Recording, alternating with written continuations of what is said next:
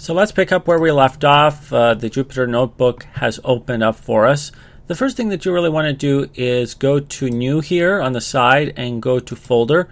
So you're going to then have an untitled folder here. You want to click right here, the check mark, and click Rename. And then you can give the folder whatever name you want. So that's going to be the directory name. And in this case, I've just put NLP. I actually already have a folder. It's called NLP Udemy course.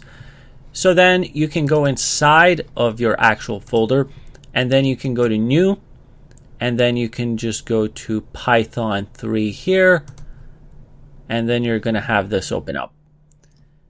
So this is where the cells are, and you're going to be putting your code into the cells.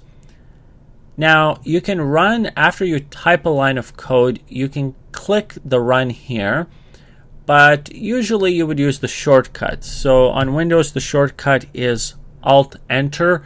Once I hit Alt-Enter, it's going to run that line of code, and it's going to give me a new cell so I can type in my next line of code. So that's Alt-Enter. Another thing that you might want to do is give a title to your notebook. You simply go and click on Untitled here and give it a name, and then you just click on Rename.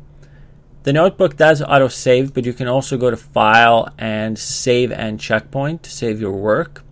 And you can also download your notebook in different formats, the notebook format, Python, as an HTML file, as a PDF, and so forth.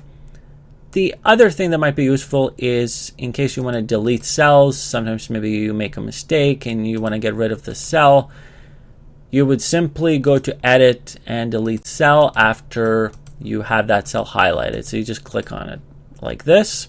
You can also go to this icon right here, and it's going to cut whichever cell you've selected.